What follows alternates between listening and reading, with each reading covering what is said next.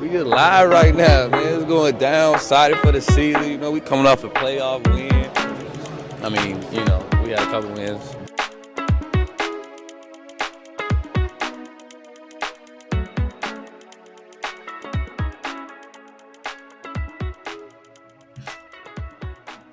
Hello and welcome to episode 196 of Diaries, a Milwaukee Bucks podcast presented to you by us, Staff at Brewhoop. It's been a week, not just for Bucks fans, but also the NBA world. Woke up this morning and saw Luka Doncic got traded to the Lakers and Anthony Davis is heading to the Mavericks. So that was weird to see. So thankfully we're not a Lakers or Mavericks podcast because one side is probably having the time of their life and the other side is probably hating everything. But we are kind of just in this meh situation. And joining me, as always, is my good friend, Riley Feldman. Riley, how's it going? Doing well, Kyle. Those who are longtime listeners will see that you can see our faces. This is a return to the legendary Sunday morning recording slots, which used to be our norm, especially deep in COVID. I remember being like, well, I've kind of run out of things to do. So good thing we got something to burn an hour and a half on Sunday morning. So looking forward to this discussion. And you know, if you see that haul for Luka Doncic, just think about what Chris Middleton could get on the open market. Makes you think, doesn't it?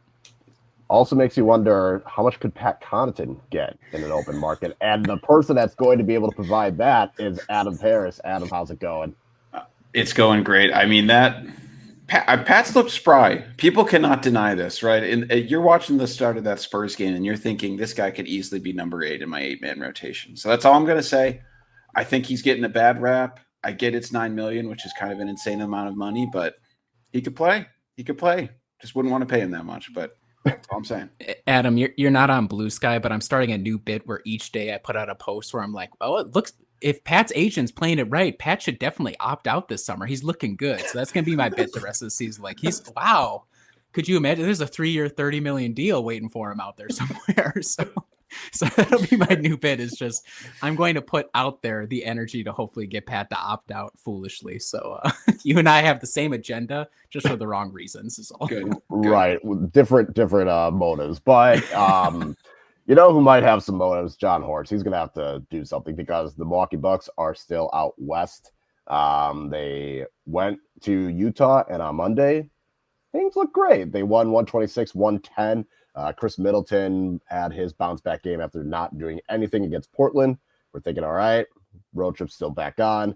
And then they go to Portland and lose again to Trails Blazers. Another confusing loss, 112-125. Have a couple days off. Then they go to San Antonio, face Victor Wembanyama and the San Antonio Spurs. The Bucks get the doors blown off of them. Defense was completely optional from both teams for the majority of the game, and they lost 118-144. The most disappointing aspect of that game wasn't the defense, wasn't the fact that Milwaukee just gave up halfway through the quarter. It's that no one punched Chris Paul when he tripped Giannis, and that was upsetting. So we are recording this, as Riley said, on Sunday morning, so we have not gotten to the Grizzlies game, though. By the time you're listening to this, the Grizzlies game will probably happen, and the Bucks will probably have lost. So to start, we're just going to act like that happened. Riley, I'm going to start with you. What did you learn this past week? Low-key, Bobby Portis is the most important Buck of all time, maybe ever. Second only to Giannis. He's vying with Kareem for greatness.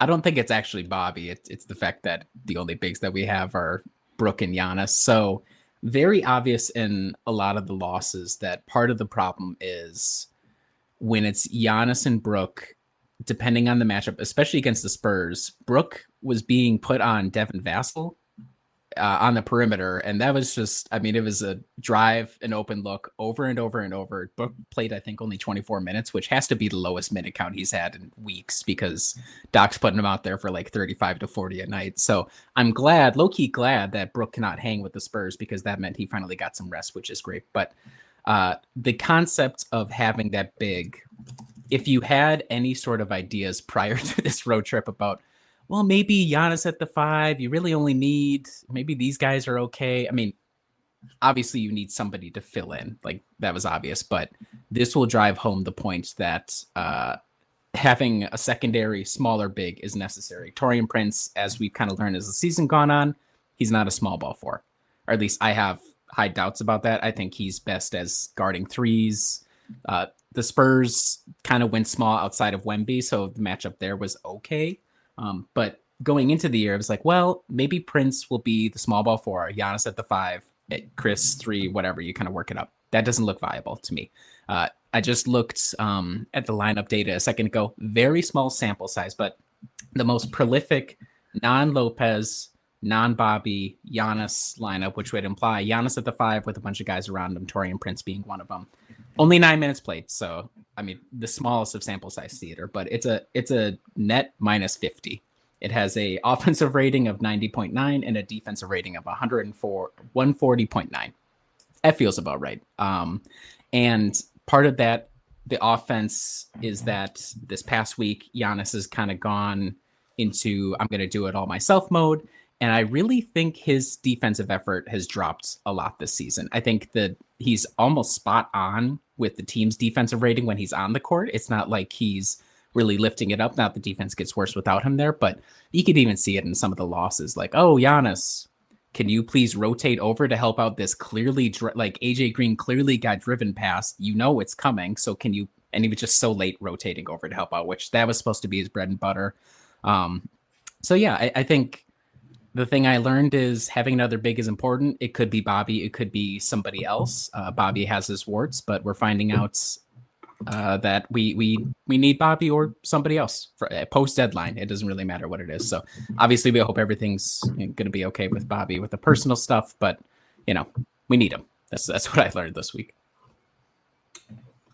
How many minutes did you say that lineup was? Right? Is that and you said that's the most used lineup with only Giannis, no Brooker or Bobby alongside. Correct. So let me real quick before I do that. So the most used lineup with Giannis and Bobby has 57 minutes played so far, and that has a plus 26 net rating. The second one is 35 minutes played. It nets out at 0. Third one's 28 minutes plus 17.5. So generally positive. And then let me just pull up again. We're talking the small sample size. Honestly, all these have come in the past week with Bobby gone. So these lineups that without Bobby or without Brooke, 9 minutes for the top one without those two, minus 50, 7 minutes for the second one, minus 11, 6 minutes for the third one, minus 28.6, 5 minutes for the fourth one, plus 98.9 somehow. And then the fifth most common lineup, again, very small sample, minus 43.9. So 4 of the 5 non-Bobby, non-Brooke plus Giannis lineups have horrendous or really bad net ratings. One is obviously like a huge outlier. It was used in one game. I don't think that's going to be repeatable. So that's kind of where they're at right now.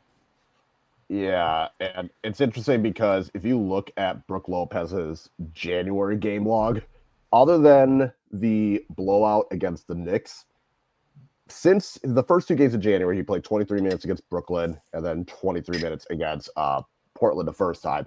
But then after that, Brooke has played at least 30 minutes in every single one of those games, besides that Knicks blowout.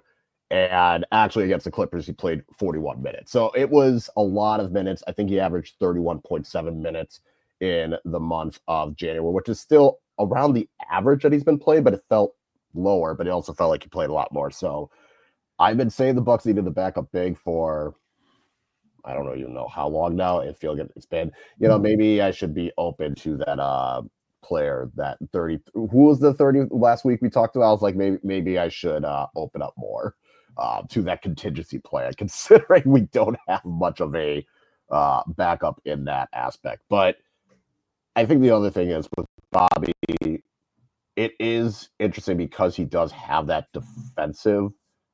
Yes, he has his defensive flaws, but at the same time, he still goes for rebounds. He still puts in that effort for rebounding. It's just a matter of whether or not that rebound is going to translate into something. Sometimes we have our issues, but Giannis at the 5, maybe Giannis was onto something. Maybe when Giannis like, I don't like playing at the 5. Is this Giannis silent? Is this Giannis quiet quitting playing the 5, Adam? I don't know. That is really depressing to think about, Kyle. That's really depressing. But I'm glad you pushed that forward. So Kyle asserting that Giannis is quiet quitting the 5 because of the recent lineups. Let's see. It's to me, it's sad, right? Because I'm the one who's been wanting to trade Bobby, and we had this discussion last week, right? What would happen if we were to get? What are we more worried about? That sort of third big position, or that miasma of guards who are going to try and trot out in the playoffs? And I've always been an advocate of trading Bobby. My slight rebuttal to this is, I mean, it's been what? There's the Spurs and the Trailblazers that we looked really bad against. Like, I don't know. Those are games that Bobby would be great to have. Regular season games against middling teams. We need someone to score. And I always think he's been good at, he's good in those situations. At the same time, I still have questions about if Giannis is having trouble defensively this year. I don't know how we're going to be able to have sort of that functional defensive front line when we're relying upon him and Bobby then to kind of to take off the rim, right? I'm not saying we don't need Bobby, but I'm saying that I think there are avenues and lineups that Doc needs to figure out with this team, or they need to get someone else like we were talking about last week who might be able to fill that hole. So obviously they're missing Bobby right now, and those matchups were really bad for Brook, and there's going to probably be matchups like that in the playoffs. But I don't know. I'm not reading too much into these games in terms of missing Bobby, just because the Spurs also shot the lights out, and the point of attack defense was really bad. And I think that also is an issue to discuss as well. But yeah. Also, Doc Rivers, you have a whole big dude that's a two-way player. You're telling me he couldn't at least be given a shot? You were willing to throw Ryan Rollins out there when the guard situation was bad. You're telling me you couldn't just let Liam Robbins go out there, probably get torched, but you know what? It's a big body that could have helped with that last line of defense when you don't have Brook. Best case scenario, oh cool, we have this third big in the future. Worst case scenario, it is a two-way player, and we are going to get dash and gash no matter what. Doc, why? Why not just give Liam Robbins? Like, I don't understand it. Tyler Smith is right there in Oshkosh killing it. I don't actually know that for a fact, but he's there. I mean, he was brought out for the Clippers game, and then he got sick and had to go home. So my question to you, Adam, is, should we just be looking for whoever PJ Tucker in 2025 is? And it's not PJ Tucker. But should we just well, good. No, it's certainly good. No. But is that, I mean, quite literally, is that like the archetype we need to look for, is like guy who can actually play small ball for defensively? Well, I think what's interesting about that though is, right, like when they had PJ Tucker, he was guarding twos. Yeah, that's true. For a decent amount, right? So yeah. I think they'd still have to figure that out. But I can't comprehend the fact that we're just going to have to go the whole playoffs and not try out Giannis at 5 lineups and expect those to do well, right? Like that was a key part of the championship run, which was you have Brook and Giannis in there for a lot of the clutch lineups to close out games, and Brook wound up being in there more than PJ Tucker, and then you had Giannis at the 5 for those. So I think they do need to find someone like that. And yes, PJ Tucker guarded twos, but the key to him, right, was he could switch on to the bigger people too. So I think they need to find that person, but there aren't that many people like that, and I think it's going to be hard to find regardless. So I mean, that's always, I feel like, what we've been searching for ever since he left, but that's always kind of who I'm looking for too. But the interesting part is, yes, you would have you had Giannis and Brook combined as like that safety valve. You also had a good point of attack defender in Drew. So it's kind of a chicken or the egg. Do you get the point of attack defender, or do you get the big? That's the conundrum that John Horst is in. Either way, I think I'm going to go with the Giannis's quiet quitting at the 5. I'm going to roll with that theory. Didn't you guys hear though? Dame's going to turn up the defense like crazy for the playoffs. Like you wait. He's going to be turning it up. So like, don't worry about it. And I'm going to be willing to listen about Jay Crowder joining the team. No. Anyway, Adam, what did you learn this week? Okay, I'm ready to... After watching the Utah Jazz game, which was one of the most depressing games I've seen by a team in an incredibly long time. And I understand they didn't have like Walker Kessler. I can't remember who else was sitting out. But watching that game, really helped me kind of reorient as I'm thinking about this season, because this season has been, I would say, objectively better than last year, although last year was more interesting to cover from that standpoint. But this season, the team has been better. They continue to have these sort of losses that are upsetting. I mean, I haven't looked at all the other good teams in the league outside of like the Thunder and the Cavs. I'm sure lots of other teams have stinkers too, and people get mad about those. These doesn't invalidate the fact that some of these losses are infuriating for the Bucks. But regardless, I watched that Jazz game and thought this could be the Bucks in like 5 years without Giannis. And I decided I need to just really appreciate what we're doing right now, because I don't think the window is that wide open. And this is going to be awful to watch for several years, most likely, unless they trade Giannis and get a better haul than whatever the Mavericks just did with Luka Doncic. Please, Lord, do something better along those lines if you trade Giannis. But anyway, that's what I learned this week. I watched that Jazz team. I couldn't believe how awful they were to watch. It was truly horrendous. It was just like 5 guys doing their own thing. There was no flow. I don't understand how that coach, who's supposed to be ostensibly a good coach, Will Hardy, is allowing them to do that, unless he's just given key orders to tank, because that is one of the best tanking performances I've ever seen. So that is going to be really awful. That could be what the Bucks look like in a few years. So I'm cool just pushing chips in and enjoying what we have with Giannis, because defensively, I know it's been annoying, but offensively, he's just so awesome to watch right now. Like, he's doing all of these mid-range shots that we were like, why are you shooting that for years? And they're just going in.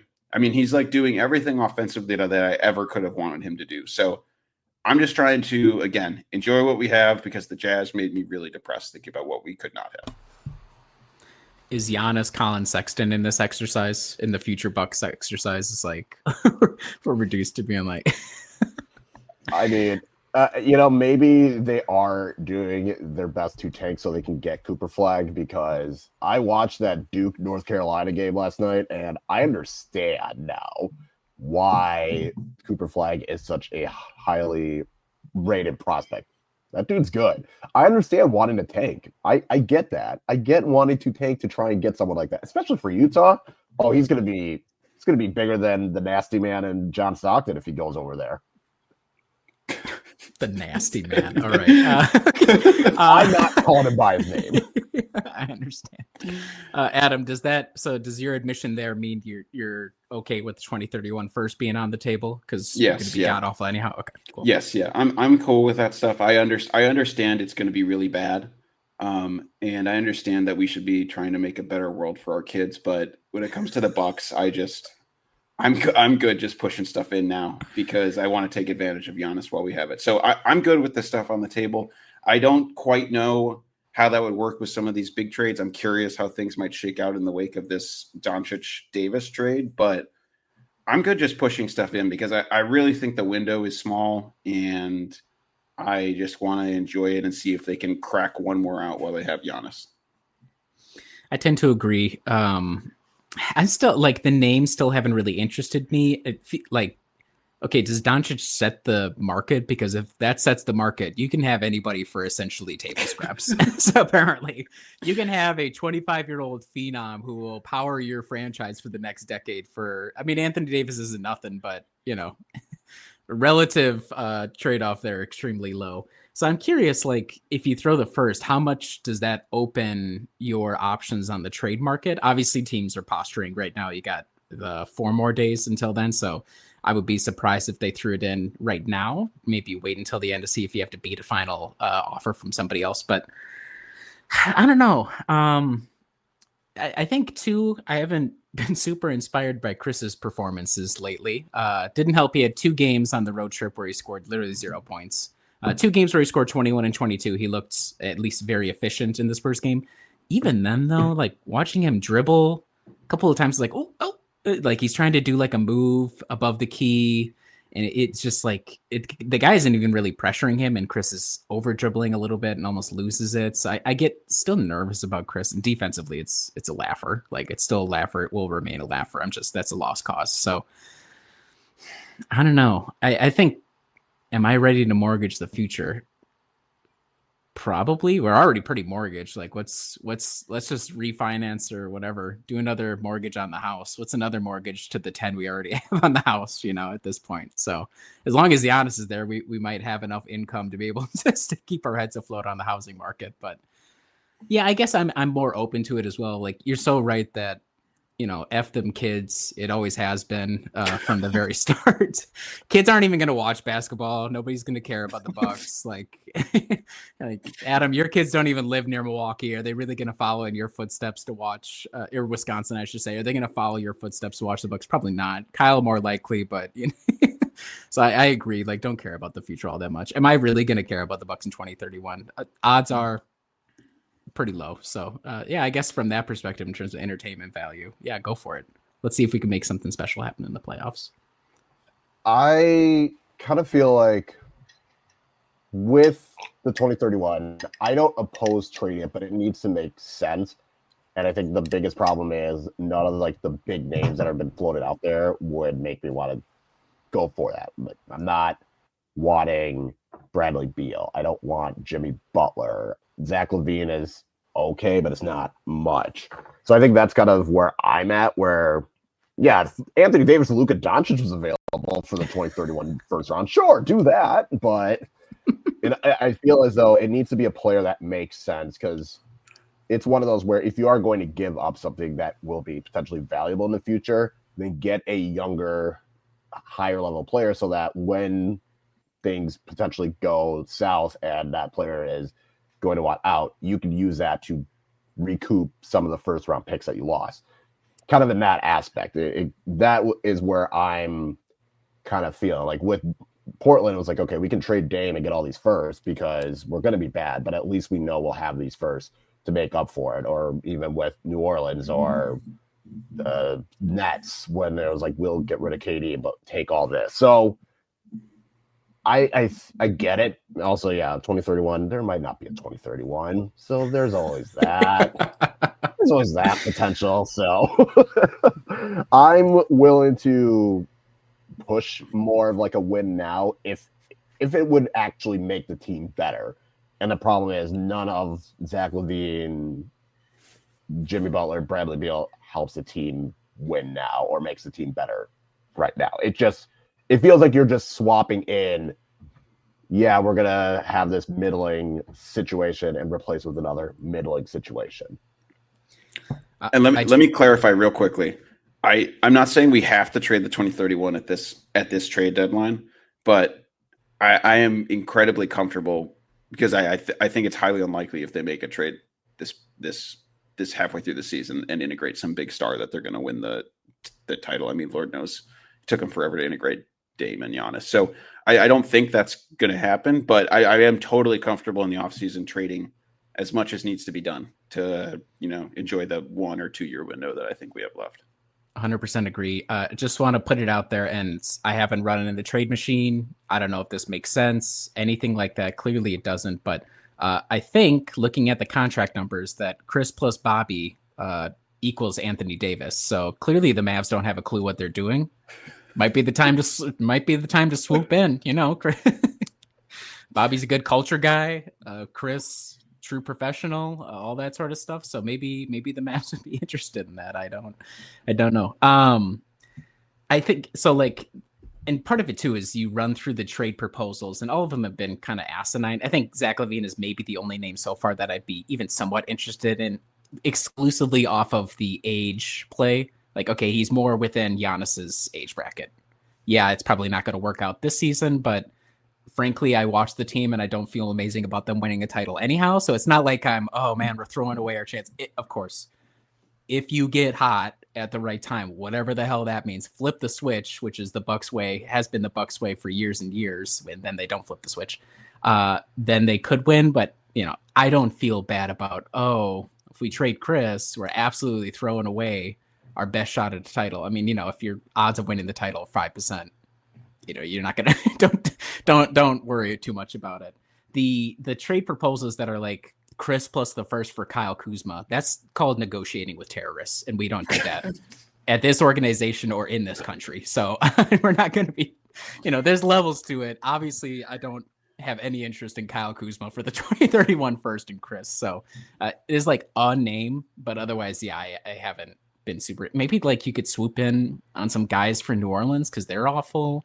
You know, Herb Jones. I know we've been trying to manifest Herb Jones for a while. I don't know if, I mean, he's still a really great player on a great contract, so it doesn't make sense for them, but maybe you could swoop in on a crappy team that doesn't know what they're doing anyways, or doesn't have a clear path. So that's what I would be more interested in, is like, is there that tertiary move that nobody's expecting? Like, you know, last night when I was waking up in the middle of the night, I didn't expect Luka Doncic to have been traded. So it's like, maybe there's something we're not even considering out there that doesn't make sense on paper, but for some reason it goes across the line. So that's what I would be kind of interested in looking at. And if you have to throw in the 2031 first to get a role player who has a lot of upside and a lot of great fits, maybe that's the move. So I'm just curious kind of how they played at the deadline. And again, the most likely option is Marjon Beauchamp is a member of the Greensboro Swarm by the end of the week because we got a top 55 protected 2072 second round pick. So I'm preparing for that, but obviously, yes, I'm open to shuffling the deck a little bit with the players that we have. Yeah, and it also kind of feels like one of those where you're going to need to make a trade with like a Golden State or Sacramento, like a team that is trying to talk themselves into, we can move up. We just need the right player we can move up and get either better seeding in the playoffs or make the playoffs, as opposed to a New Orleans or Utah or Washington or like Charlotte, where it's like, we're just bad and we're going to tank. And we're not giving up. We're going to give up maybe like a territory young player, but we need draft picks to make up for it. So it feels like you need to go for more of that. You got to find the team that is in that Herb Cole RIP mindset. We are going for that A seed, and we are going to sneak in. You need to go for that kind of team, because maybe, you know, we see De'Aaron Fox as a name. That could be one where it's like, all right, if you throw Bobby Chris, does that entice the Kings because it's the Kings? So maybe they'll do something dumb. That's the kind of thing where maybe that's where Milwaukee would have to look if they want to make that like big move in the season. Probably after the season is when you'll have to do it. But I feel like you're going to have to go for we're trying to be a Herb Cole 8-seed or bust type of team, and not we're tanking we're giving up on the season. Yeah. I just want to note right now, as we record, the team has miraculously gotten their offensive rating to 115, so 11th overall, the defensive rating down to 112.5, which is 9th overall in the league, and net at plus 2.5, which is 11th overall, which is so far improved from where they were earlier in the season. So we should also give credence. Like, I watched the team this past week. It was a very bad week. I think the defensive rating over the past 5 games has dropped to like 26 in the league. Makes sense. Gave up 144 points. It would be shocking if it didn't drop steadily like that. So I want to give credit to the team. It's not like it's impossible they could win it all. They've come a long way, and I think they were hitting their stride prior to this road trip. However, all it could take is one bad road trip. The roster kind of gets shuffled a little bit. Bobby is all of a sudden unavailable or gets traded. You know, it's all very flimsy one way or the other, even if you stand pat. So that's something to keep in mind when you think about the team. But yeah, and that kind of segues into my point of what I've learned this past week, and I think we know what the Bucks ceiling is this year.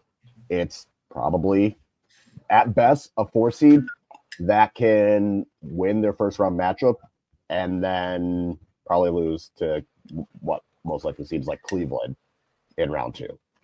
That feels as though that is the Bucks ceiling. We just talked about, yes, the team has been able to recalibrate itself. It's improved its offensive rating, its defensive rating. Both have improved. But these past couple games have kind of reminded me that there are still way too many issues at hand to think that this team can really make a run.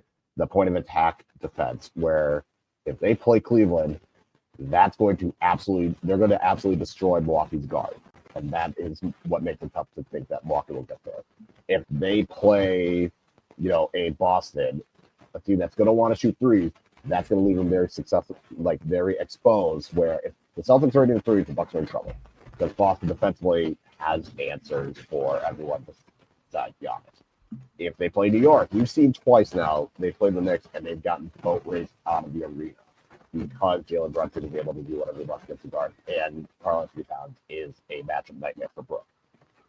So all of these things, it's kind of like maybe this year is not going to be the year, and you hope that you can make that big swing as Adam would like for 2025-26, because I just can't see this team getting at this as currently constructed. It just feels as though they can win the first round. I feel confident against them against Indiana or Orlando, or if, any of these other teams that might get a 4 or 5 seed. I can see Milwaukee getting past them. But then I can't see them getting to that next step. I can't see them beating a Cleveland Cavaliers team in a 7-game series. I can't see them beating the Knicks. Boston is the closest I can see. And even that's going to take, if they don't shoot that well and Milwaukee figures it out on offense enough, and maybe there's a couple breaks, whether it's injury or just pure luck, or the bench shows up randomly, it still takes a lot of what ifs to beat Boston. But at least there's more hope with Boston. But I don't know. I just can't sit here and look at this team and talk myself into, they can make a run. They can get to the Eastern Conference Finals. It's just, it doesn't look great. If it does happen, I'll be ecstatic. But right now, I think we know what the ceiling of this team is for this season. And here's the reason why, right? We have not done, and maybe we have to put it for next week post trade deadline. We'll have to do our 8-man rotation. But if you think about any hypothetical 8-man rotation and you go through and you're like, who's a difference maker? Who's a guy I think could consistently be a difference maker? Dame, Giannis, Chris, we think, Brooke, Bobby.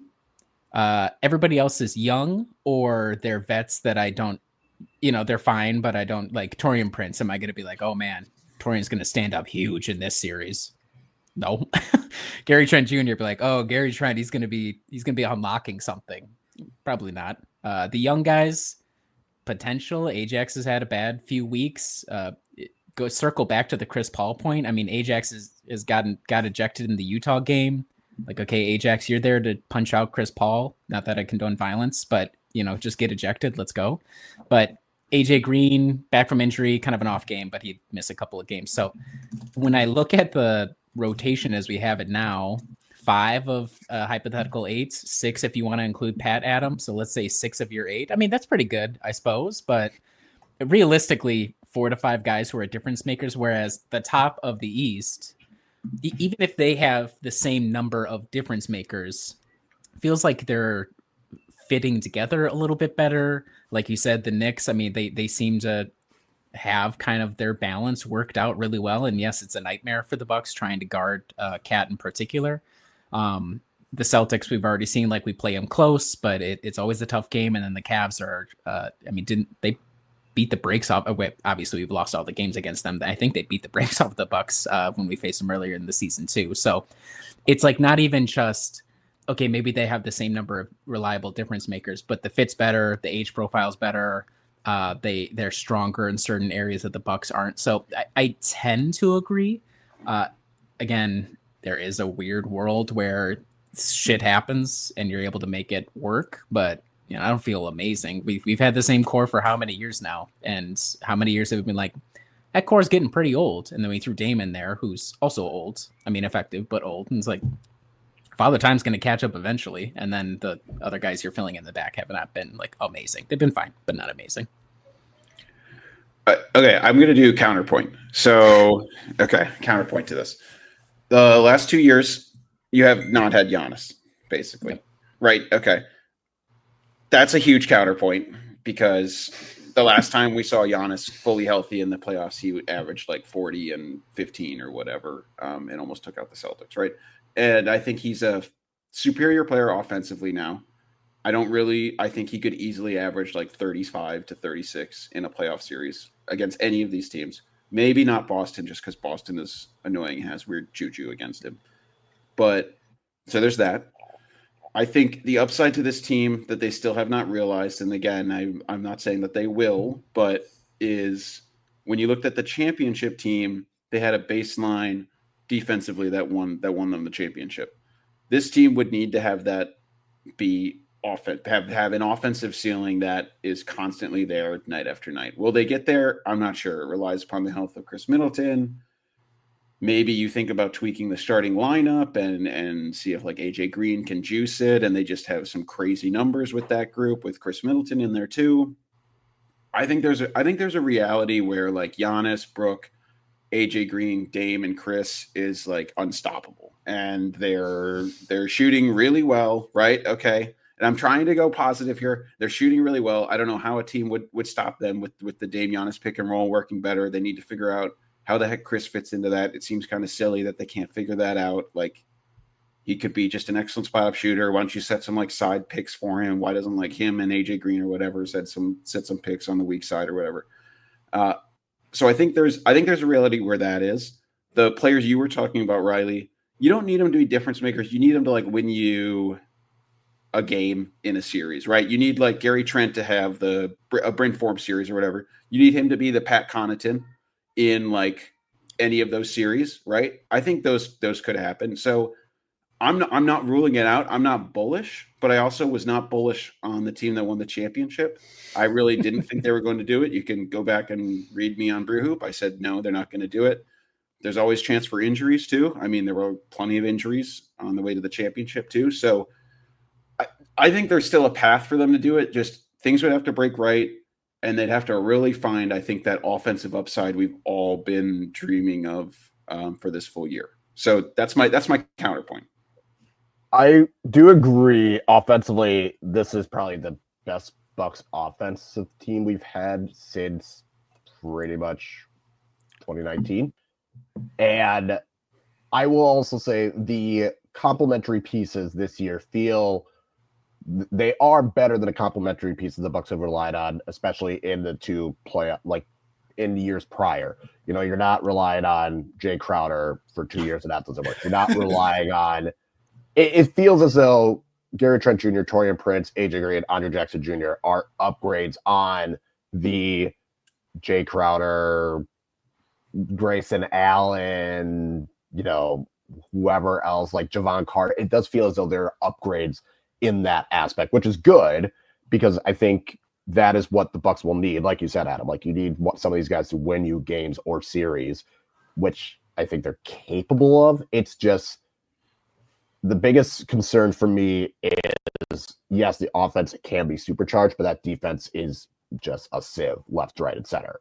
And if they cannot figure out how to, at the very least, like I said, either figure out the point of attack or figure out the rim protection.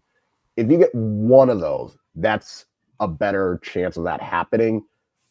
And I just don't know if Doc Rivers is going to allow that. Also, you kept mentioning like why like running side things for AJ Green and Chris and Gary Trent Jr.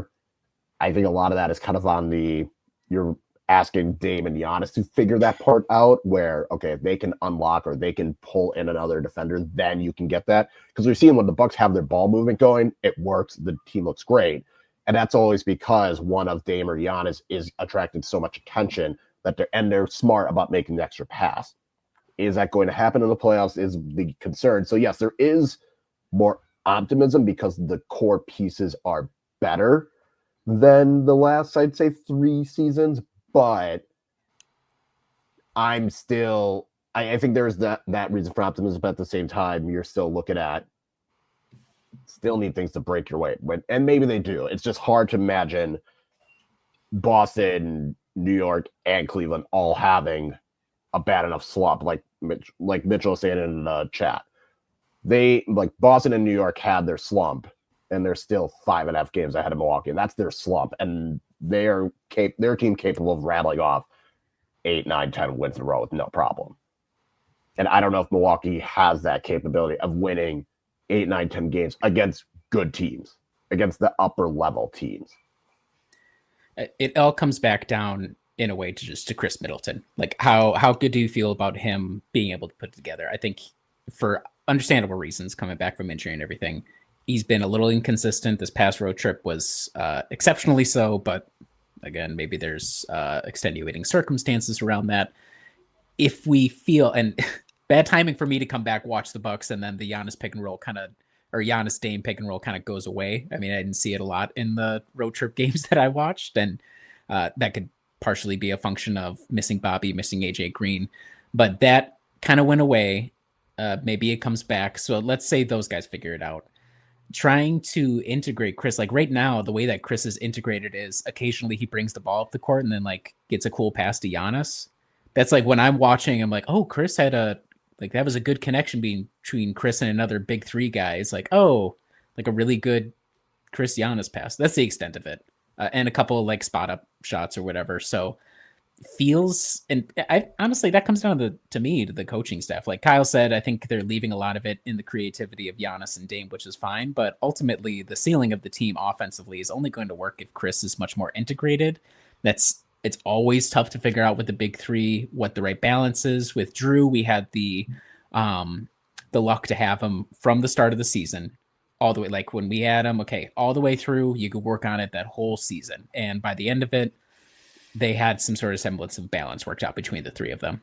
We've missed Chris for long stretches of the past 2 seasons. That clearly has an impact on the on-court chemistry. So to me, the most idealistic outcome comes down to how confident you feel about Chris. I understand if people say, hey, we're going to go down with a ship. Adam, like last week, you were like, let's just see how it works out. I completely understand that perspective. My only other concern with Chris is, let's say he works out on offense. Is that going to offset any lineup that includes him and Dame defensively right now? I mean, they could clean it up, but let's say those two are out there. Giannis, Brooke, and then guard X, AJ Green, Gary Trent Jr. I don't know if you'd even throw Ajax out there.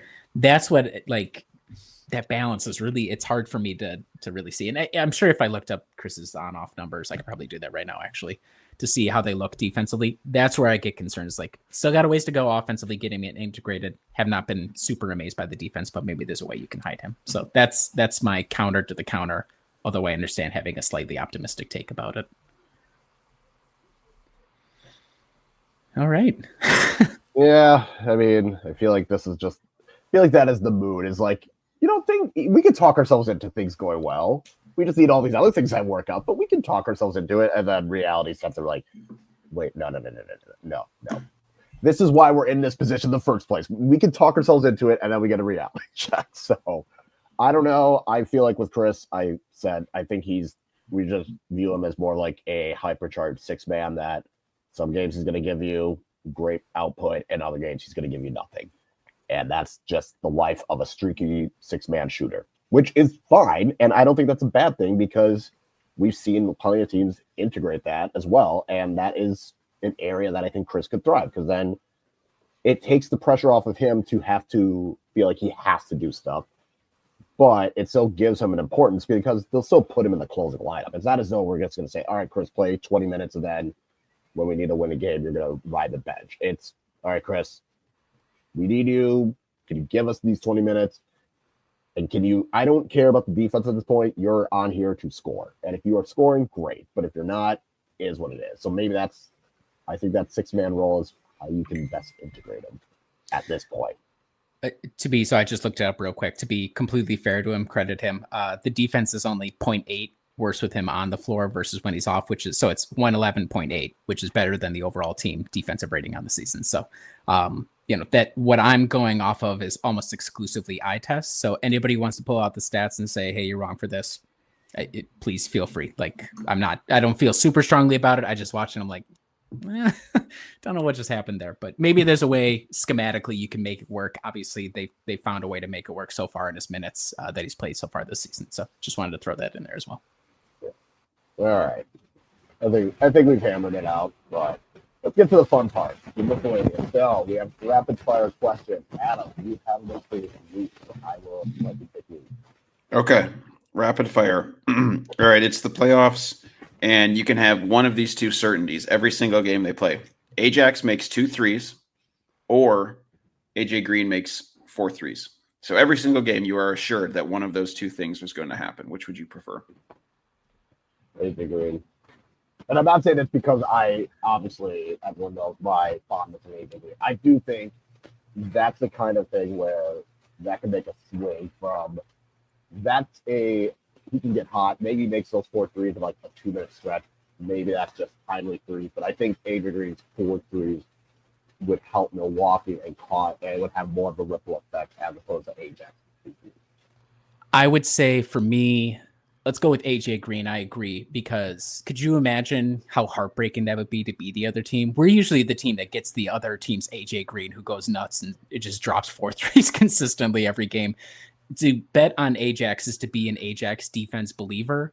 And I was earlier in the season, but he's got me questioning my faith a little bit this past month or so, based off the numbers and also the bits of games I've watched.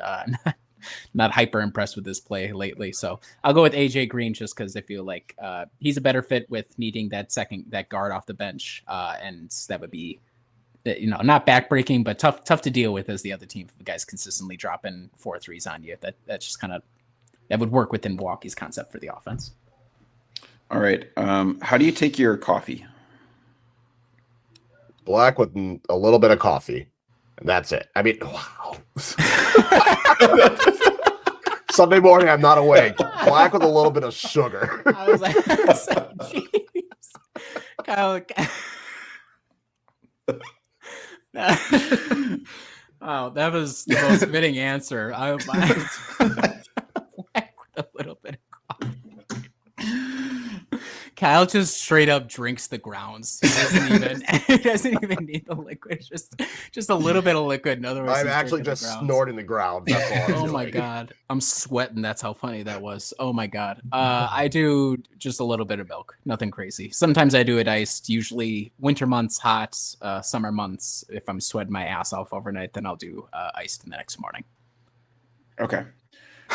It's the playoffs, and the NBA has said that if you've won a championship, you need to have a player from that team play 5 minutes per game for you in the playoffs. So which of these players from the championship year Bucks would you want demanded to be mandated 5 minutes per game in each playoff game? Would you rather have it be Thanasis, Jordan Nwora, or Jeff Teague? And this is current day, these guys. Yes. Yeah, okay. Oh. So Thanasis, who is still coming back from a horrific injury. I know we saw a clip of him doing some cool moves, but Thanasis is Jeff Teague has already talked about how lame Milwaukee was after they won the title. And Jordan Nwora, is he in the league? I don't even know if he's in the league. I'll say Thanasis exclusively because it'll get the people going. And apparently we've been informed over and over and over again that unless Thanasis is there, Giannis is not the same guy. And so if Thanasis is playing 5 minutes and going minus 25 in those 5 minutes means we get a new level of Giannis, it is what it is. So I would say Thanasis. Well, Jordan Nwora is currently playing in Turkey. Okay, sounds about right. So I think I'll go with Thanasis on the basis of what Riley said. Get some people going, and at the very least, it helps Giannis. Jordan Nwora is currently playing in Turkey. He did have a game high of 35 points one game, so not completely terrible. Sounds like a good situation for Jordan Nwora over in Turkey. Okay, all right. Are you candles people? Do you like to light a candle? I do, but the problem is I have too many hazards around my house that limit me between my cat, my children. So I do like lighting candles, but there's too many risks because there are too many small beings that might set themselves on fire or burn themselves. I do like candles. I'm very utilitarian about it, though. It's exclusively, I cook something in the kitchen, got to open the windows, like just to clear things out. All right, let's countermand that. Or people are coming over and it's like, this would be nice to have this candle. I don't typically just like have one going. So I do like them, but only in specific use cases. All right, last one. What is a luxury you don't think you could live without? You guys already know mine. Stupid pens and paper and ink. I mean, I haven't done the segment in a while, but I literally have a segment about it. So quite honestly, I could just use ballpoints and spiral bound notebooks for these things, but I spend my money on I haven't in a while, but I spent it on this. So honestly, I've gotten to be too much of a coffee snob. So I really put effort into what my beans and grounds are. Like I've gotten a little bougie about it. To the point that I bought the Keurig K cup where it has like where you can put your own grounds, because I will refuse to use the Starbucks or whatever. So I would say coffee. That's a good point. I didn't even think about it. If I had to in our house say we can't have our God level espresso machine and our espresso bean delivery from an Italian roaster that we get every other month, I think my wife would kill me. So close second for espresso in our household for my own safety's sake. I feel like video games is a close second, but then I'm like, I could manage without video games. Like I could read a book, I could do other things, but that would be tough as well, especially as Civilization 7 is about to come out, and I will sink hundreds of hours into that game. Those are good. That's all I got. All right. So we're going to shift. We're going to do a film review. It's going to be a movie. Part of me is like, I thought I did this, but it's an older one. It's Rush Hour, the original with Jackie Chan and Chris Tucker. I rewatched it again because why not? It was a Sunday afternoon. God, that movie is great. The comedy is fantastic. I will preface this by saying you have to understand that this was made in 1998. So a lot of the jokes were fine in 1998, and that would not work in 2025. So I will mention that. There are parts where I laughed. I was like, oh, that was a little much, but it's hilarious. It's great. The action in it, the story is fun. The comedic timing is really what makes this movie great, because when you're looking at the cast, you're thinking, all right, it's Chris Tucker and Jackie Chan. Those are names that you know, but rewatching it, there wasn't people from there. And I was like, oh, that's that guy, or oh, he was in this. They didn't have that in the first one. I'll do the second one later. Maybe I'll change my answer. But at least for the first one, it really was just quality writing. And like I said, the jokes, a lot of them are great. Would not work in 2025, but I think the comedic timing of it all, I love that movie. It was good. It was good action. I described it as it's a dumb buddy cop movie, but it works as a dumb buddy cop movie that also can be used as, you know, a good action movie. So I love Rush Hour. It was great. Still a high quality rewatch. I'm giving it an 8.5 out of 10. Feels about right. We watched those movies, Rush Hour 1 and 2, all the time in my family. Like if it was on TV and we were just scrolling, like, oh, I'm going to leave Rush Hour on. Great movies. We were talking before we were recording. Like whoever came up with the idea of Jackie Chan at the peak of his powers coming out of Hong Kong cinema, where he was doing a lot of like cop kung fu movies, and be like, what if we had Chris Tucker as his opposite? Great. Like what a good contrast between your two leads. Like they play off each other so well. And we were also talking about they shot it the same way like you would like a Hong Kong buddy cop movie, and it's just really charming. Like I don't even remember much of the plot. Like I remember some hits, but I'm sure it's sort of convoluted and stupid, but that's okay because the whole thing is convoluted and stupid. And I saw a clip the other day of Chris Tucker at an Usher concert getting the mic and singing from the crowd. So Chris Tucker's still out there doing the damn thing. So shout out to you, Chris. Great movie. Love it. Love both of them. Looking forward to your review of Rush Hour 2. Yeah. Did you watch it at all, Adam? Have you ever seen it? Yes. Oh, yeah. Okay, I love Rush Hour. Yeah. Okay, cool.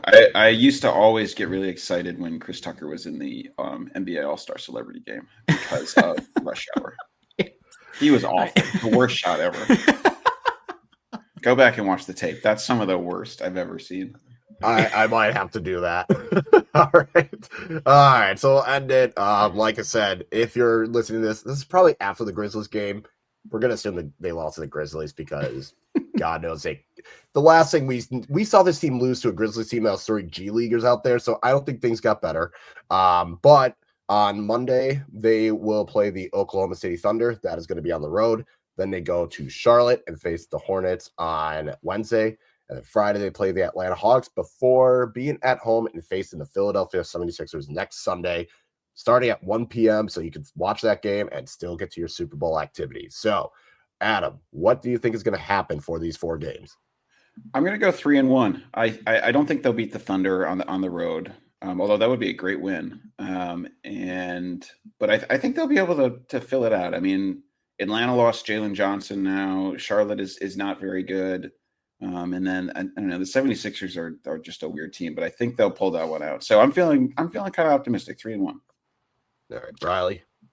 I'll say 3-1 as well. Also lost to the Thunder. However, if they do win, that's the equivalent of an emergency podcast. We're so back, sort of equivalent sort of win. So if they win it, that we might have to contemplate getting back on. I think the Hornets are already a tanking team.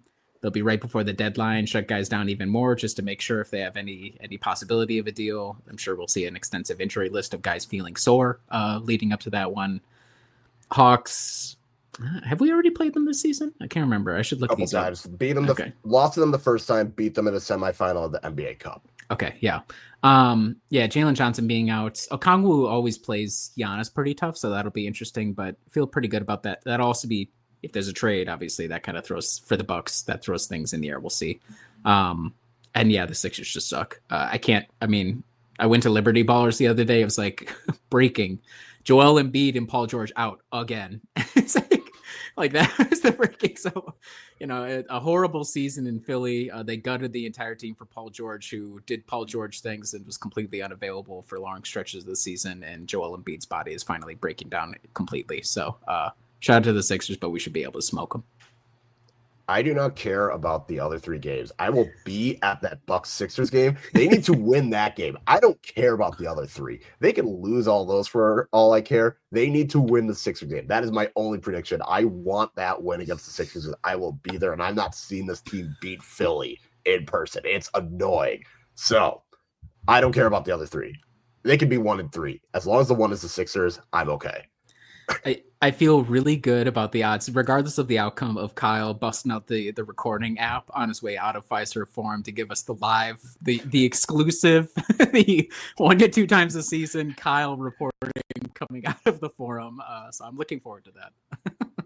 I haven't done one this season. The last time I did it was right after the Pacers game in the playoff, where I was drunk in Vegas on a company trip. So there is the possibility. So we will see if I do come out with the recording. We appreciate you listening. Make sure to like, subscribe, share this with your friends. You can also check us out at brewhoop.com, where we'll have Monday morning media roundup, Tuesday tracker and everything going on with that, Wednesday weekly roundup, game previews and reviews. Maybe if there's a trade, obviously we will be on top of it. Trade deadline is coming up, so I'm sure some shenanigans will happen, and we will talk to you later.